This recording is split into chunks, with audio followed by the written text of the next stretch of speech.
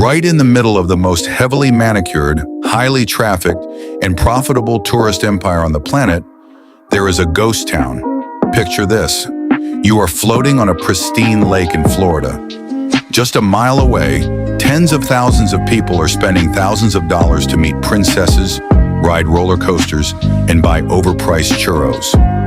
But right in front of you sits an island that is completely, terrifyingly dead. It's entirely overgrown. The docks are rotting into the water. The buildings are swallowed by vines. And if you try to step foot on it, you will be arrested. They used to call it Discovery Island. For decades, it was a tiny, curated Eden, a living sanctuary where families walked along wooden boardwalks that curved like secret paths, mingling with free-roaming flamingos, giant tortoises, and exotic waterfowl. It was a place where nature met hospitality, a rare corner of the resort where you could wander without a map and actually feel like you were discovering something real. And then, almost overnight, they pulled the plug. It closed without a grand finale.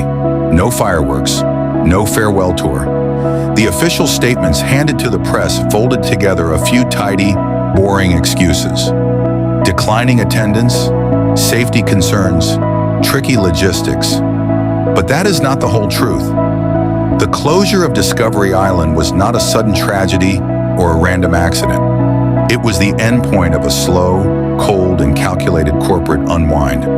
To understand exactly why this island was left to rot, you have to look past the sanitized PR statements and look at the spreadsheet. You need to understand the brutal math of maintenance, a massive shift in corporate philosophy toward absolute control, and a secret master plan that treated this beautiful sanctuary like disposable inventory. This is the real story of how a living, breathing paradise became a frozen ghost. And more importantly, it's a story about what happens when a billion-dollar company decides that your childhood memories are no longer profitable. To understand why it died, you have to understand how it lived. Discovery Island was never designed to be a massive thrill ride. Its entire appeal was its intimacy. It was quiet. It was slow. The caretakers who worked there didn't just push buttons on a control panel. They knew every single bird by name. They knew the exact diet of the lemurs. They knew which wooden planks on the boardwalk got too slippery in the morning dew. But in the theme park industry, intimacy is incredibly expensive.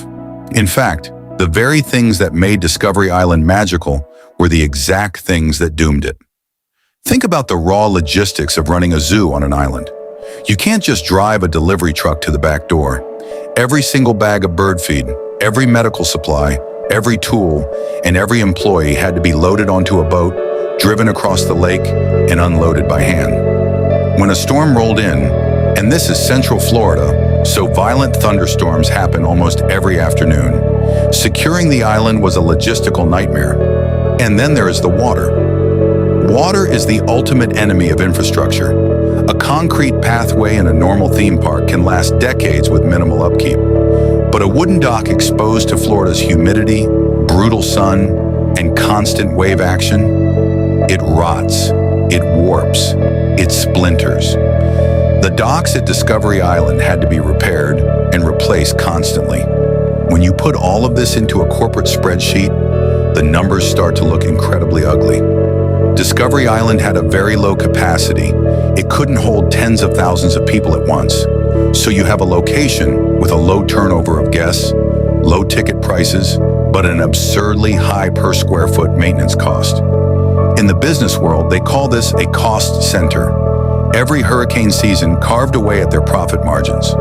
As the years went on, federal and state regulations for animal care tightened. Veterinary standards rose dramatically. Monitoring and reporting required more paperwork and more specialized staff. The fuel, the boats, the daily wear and tear, it multiplied into line items that land-based attractions simply didn't have to worry about. If you build a dark ride on land, once the construction is finished, it scales to millions of riders with a relatively fixed operating cost.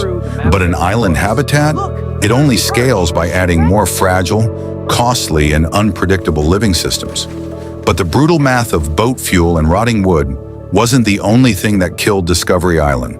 The 1990s brought a massive, fundamental shift in the DNA of the theme park industry. For a long time, parks were about variety. You went for the big rides, but you stayed for the quiet gardens, the live music, and the slow wandering paths. It was about creating a believable world.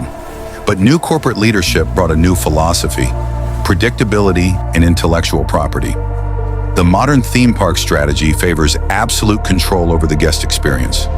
Executives realized that if they could predict your exact journey through a park, they could monetize every single second of it. Think about how a modern attraction works. You stand in a highly themed, controlled line. You get on a ride that lasts exactly 4 minutes and 20 seconds. When you get off, the exit forces you to walk directly through a gift shop selling $30 t-shirts and $50 plush toys associated with the movie you just watched. It is a perfectly engineered retail funnel. Discovery Island could not do that. Open ecosystems completely resist that kind of corporate control. You cannot script a pelican. You cannot force a flamingo to hit its mark every 3 minutes. You cannot give guests a timed entry pass to watch a tortoise eat a piece of lettuce. Because the animals dictated the pace, guests wandered aimlessly. They sat on benches. They watched the water. They relaxed.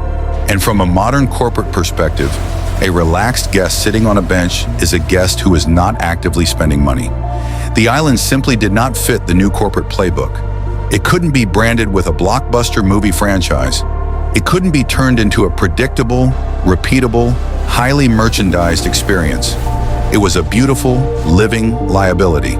At the exact same time the island was bleeding money, leadership in the boardroom was looking at a different kind of map. They weren't looking at animal habitats or guest nostalgia. They were looking at their resort as a massive real estate portfolio. This is the turning point of the story. The executives faced a massive strategic decision. The company wanted to go big into the animal exhibition business, but they wanted to do it their way. They wanted scale. They wanted massive capacity. And most importantly, they wanted it on solid ground. When you are a multi-billion-dollar corporation evaluating where to put your money, you don't just look at how much something costs to fix.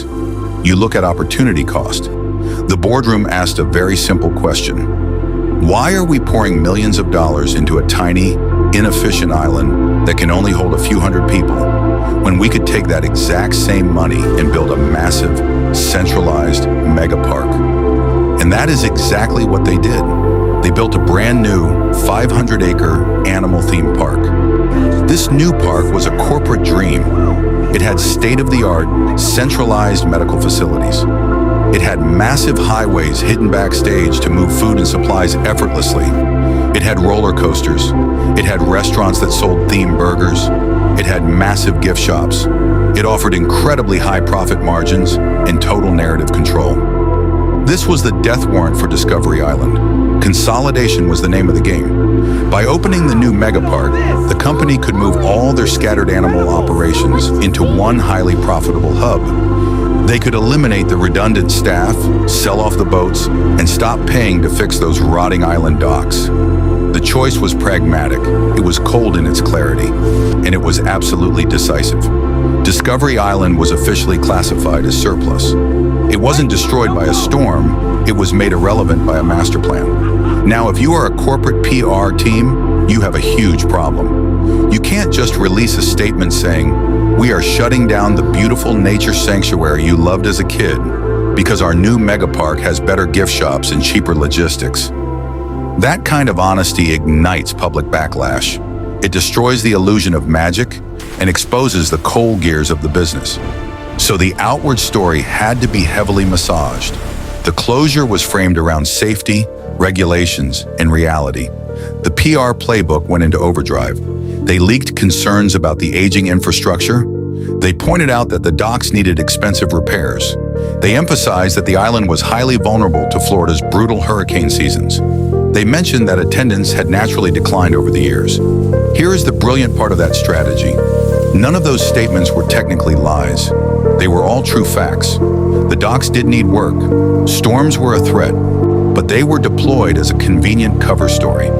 By presenting the closure as an unavoidable necessity regarding safety and logistics, they completely steered the public's attention away from the real reason: a strategic redeployment of capital. Framing matters. When a corporation tells you they are closing something for your own safety, or for the safety of the animals. Outrage is instantly dampened.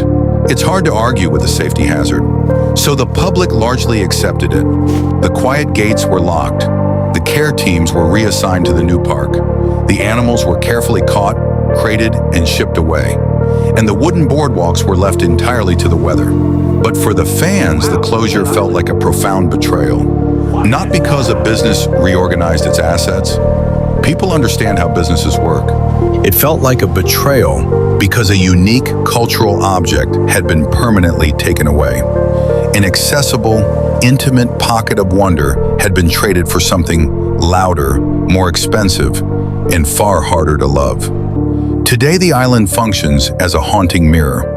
Thanks to urban explorers who risk trespassing charges to swim across the lake with waterproof cameras, we know exactly what it looks like now. It is a ghosted landscape. Thick green vines wrap around the metal railings. Moss consumes the benches. The old ticket booths are rotting into the dirt. Satellite images show the slow, unstoppable encroachment of nature, erasing human labor. For the corporate planners and executives, this overgrown island is a success story. It represents consolidation realized, a budget line successfully closed. But for the visitors, it represents pure absence. And that massive gap between cold organizational rationality and warm personal attachment is the essential friction of this entire story. It invites a much bigger question, one that goes way beyond a single island in Florida. What kind of public spaces do we actually want in the future, especially when massive private corporations control so much of our shared leisure time? If the evolution of entertainment strictly prioritizes predictable revenue streams, massive intellectual properties, and high-capacity crowds, who is left to defend the marginal spaces? Who protects the quiet corners where small-scale wonder actually lives? For every massive theme park land built around a blockbuster movie franchise, a dozen intimate, quiet corners quietly vanish. And the scary part is that the loss is almost never dramatic. It's not an explosion. It's bureaucratic and banal. It's a quiet boardroom memo, a shifted budget line, a consolidation plan approved in the name of synergy and efficiency. Yet those quiet corporate acts accumulate over decades into a cultural landscape that looks completely different and often much more sterile than the one we grew up with. So let's answer the ultimate question. The real reason Discovery Island was abandoned is not a single scandal. It was not a catastrophic hurricane. It was not a deadly amoeba in the water. It was a strategic reallocation of resources towards scale, control, and predictable return on investment. It was the corporate preference for environments that can be strictly timed, digitally tracked, and relentlessly monetized over places that require patient, irregular care. The island did not sink into the lake. It was written off across spreadsheets and quarterly projections. It was a casualty of a different institutional appetite. That is the true legacy of Discovery Island, a deliberate choice that valued massive scale over human intimacy. In the end, this ghost town asks us a very uncomfortable question.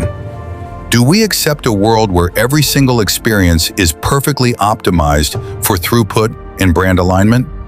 Or do we insist that some spaces need to remain outside of that corporate logic? Spaces that deserve to be preserved simply because they matter in ways that a spreadsheet can never, ever measure. Otherwise, the default machine of corporate efficiency will just keep running, slowly smoothing away all the beautiful, irregular things that make places memorable in the first place. If this story resonated with you, if you remember the quiet light on a wooden boardwalk, or the sound of an exotic bird calling through the morning mist, you have to share that memory. Conversations are the only things that change priorities when enough people insist that small wonders are worth defending. Drop a comment below with your favorite memory of a place that a corporation took away. Hit that like button, subscribe for more deep dive investigations, And if you are a fellow creator or editor who wants the full source pack with timelines and archival leads for this story, just comment the word source below and I will pin it. Until next time, remember to look out for the little things.